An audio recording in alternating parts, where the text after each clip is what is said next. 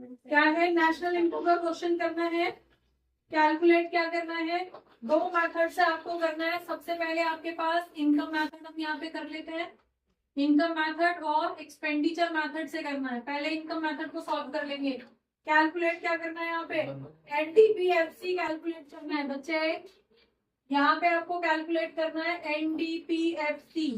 Detail क्या क्या दे रखी है इनकम मेथड के लिए, आपको क्या क्या चाहिए होती है। पहले आप सिंपल फॉर्मेट पे ध्यान दो, क्या क्या चाहिए आपको इनकम मेथड के अंदर। कंपनसेशन ऑफ एम्प्लॉय, ठीक है। देन आपका नेक्स्ट और क्या होता है, interest, right, done. Then rent and royalty, then आपके पास प्रॉफिट, क्लियर। और नेक्स्ट आपकी मिक्स्ड इनकम।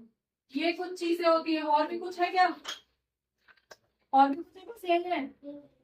नहीं, एक और होता है, क्या है, यही तो होता है। बस यही होता है। हाँ हाँ जी, और अनडिस्ट्रीब्यूटेड प्रॉफिट, प्रॉफिट के अंदर आ जाता है, clear. Compensation of employ, rent, royalty, interest, profit, ठीक है। और मिक्स्ड इनकम। यहाँ से आपके पास क्या निकल के आती है, यहाँ से निकल के आती है आपके पास एनडीपीएफसी। और वही तो आपको निकालनी भी है, सेम समझ लो। इनकम मेथड के अंदर ये हमें चाहिए होगी। कंपनसेशन ऑफ एम्प्लॉय, एम्प्लॉय को कितनी सैलरी वेजेस मिल रहे हैं, कितना पॉलिसी के थ्रू, स्कीम के थ्रू पैसा मिल रहा है। इंटरेस्ट कितना मिल रहा है इंडिविजुअल को। रेंट एंड रॉयल्टी, कितना रेंट मिल रहा है किसी भी प्रॉपर्टी का। देन कितनी रॉयल्टी मिल रही है, कितना प्रॉफिट कंपनी कमा रही है। या फिर मिक्स्ड इनकम, एक ही इंडिविजुअल की या कंपनी की बहुत सारी इनकम होती है, वो मिक्स्ड इनकम के अंदर काउंट होती है, ठीक है। तो जब हम इन सारी चीजों को ऐड करते हैं तो हमारे पास एनडीपीएफसी आ जाती है। और इसको हम क्या बोलते हैं, इसको हम डोमेस्टिक इनकम बोलते हैं, क्लियर है, डोमेस्टिक इनकम, राइट। तो फाइनली हमें यहाँ डोमेस्टिक इनकम निकालनी है। ढूंढो जरा वैल्यूज क्या क्या रहेंगी यहाँ पे। मिक्स्ड इनकम दे रखी है 280, क्लियर, यहीं पे लिख रही हूँ मैं। मिक्स्ड इनकम दे रखी है 280। Then net factor income from row, ROW, okay fine. Export import नहीं। कंपनसेशन ऑफ एम्प्लॉय दे रखा है 240 का। हमें सिर्फ ये वैल्यूज क्वेश्चन में से ढूंढ के निकालनी है, बाकी चाहे जो भी दे रखे उसको छोड़ देना, राइट। नेक्स्ट आपके पास क्या दे रखा है, consumption of fixed capital, rent, interest and profit. मतलब कि रेंट, इंटरेस्ट और प्रॉफिट, इन तीनों की वैल्यू आपको यहाँ पे दे दी गई है 90, क्लियर हो गया। इसके अलावा कुछ और, इसके अलावा हमें कुछ भी नहीं, हमारे पास सारी वैल्यूज हो गई है और हमें नहीं चाहिए। कर दो ऐड, कितना आ रहा है टोटल ऐड करके, 240, 280 और 90। हमारे पास कितना हो गया, 32, 1।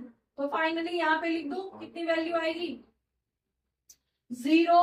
देन 13 और 8 आपके पास कितना हो गया, 21, 2, 2, 4 और एक 6, 2 हो गया ना, 21 हुआ है, ठीक है। तो 610 आपके पास आ जाएगी, 610 करोड़ आपकी एनडीपीएफसी डायरेक्टली यहाँ से निकल के आ गई। सारी वैल्यू करोड़ में। क्या था इसके अंदर, समझ में आ गया। तो नेशनल इनकम को इनकम मेथड से कैसे सॉल्व किया जाता है। अब दूसरी तरफ आ जाते हैं एक्सपेंडिचर मेथड। एक्सपेंडिचर मेथड से कैसे सॉल्व किया जाता है। एक्सपेंडिचर मेथड में हमें क्या क्या चाहिए होता है, प्राइवेट फाइनल कंजम्पशन एक्सपेंडिचर, दूसरा government final consumption expenditure. Next आपके पास ग्रॉस डोमेस्टिक कैपिटल फॉर्मेशन और नेट एक्सपोर्ट्स। ये 4 वैल्यू आपको चाहिए होती है। और यहाँ से क्या निकल के आता है, जीडीपी एमपी निकल के आता है, ठीक है। अब देखो क्या क्या वैल्यू आपको दे रखी है, उसको टिक करनी शुरू कर दो। जीडी क्या है, ग्रॉस फिक्स्ड कैपिटल फॉर्मेशन दे रखी है।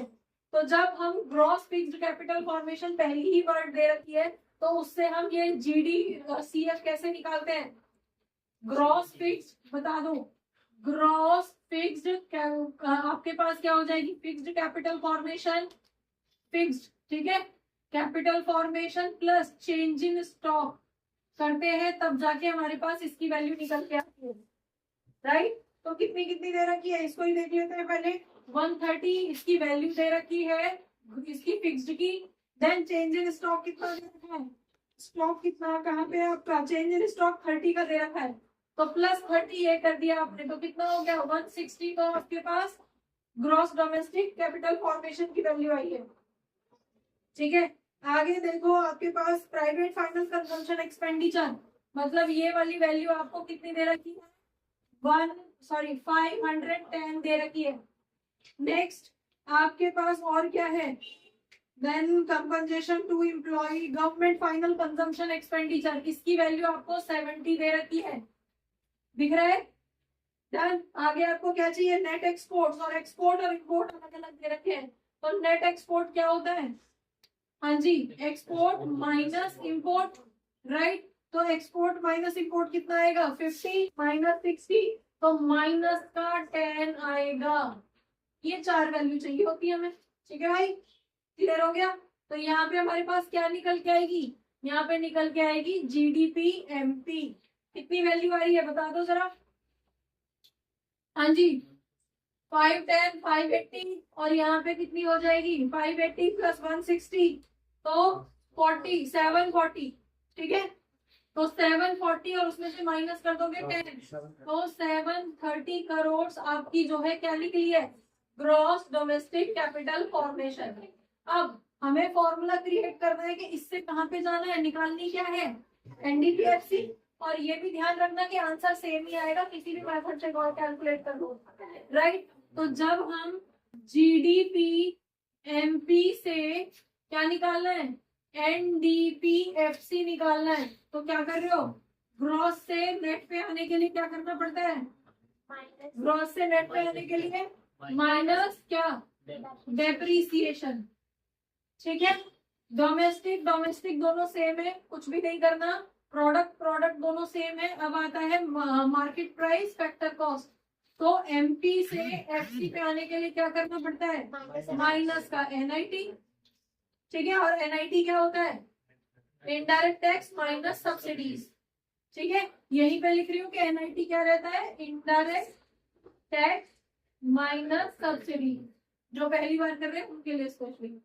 डन, तो इसका मतलब है हमारे पास फॉर्मूला क्या बच गया कि जीडीपी एमपी में डेप्रिसिएशन माइनस कर दोगे, एनआईटी माइनस कर दोगे, तो क्या बन जाएगा, एनडीपीएफसी का फॉर्मूला बन जाएगा।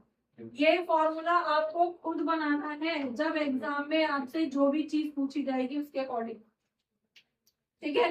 बता दो जरा, जीडीपी की वैल्यू तो आपकी कैलकुलेट हो गई, कितनी 730 करोड़, डेप्रिसिएशन कितना दे रखा है क्वेश्चन के अंदर, कहाँ पे है, कहाँ पे दे रखा है डेप्रिसिएशन की value, consumption of fixed capital, consumption of, अच्छा कंजम्पशन ऑफ फिक्स्ड कैपिटल 40 दे रखी है, right, consumption of fixed capital depreciation को ही कहते हैं।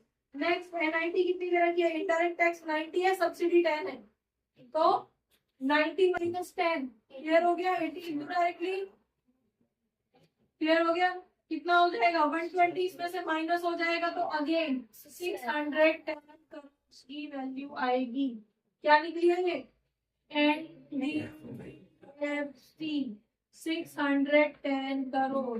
बस इतना सा क्वेश्चन था, 2 मिनट ही लगे इसको सॉल्व करने में। बच्चों होपफुली बहुत सारे डाउट्स इस क्लास से रिलेटेड, इस टॉपिक से रिलेटेड आपके क्लियर हुए होंगे इस क्लास को देखने के बाद में। अगर रियली आपके कुछ डाउट्स क्लियर हुए हैं, आपको ये क्लास अच्छी लगी है, तो आप इसको लाइक करिए, सब्सक्राइब करिए और अपने फ्रेंड्स के साथ शेयर करिए। Thank you for watching, keep learning and don't forget to share, keep sharing. Thank you.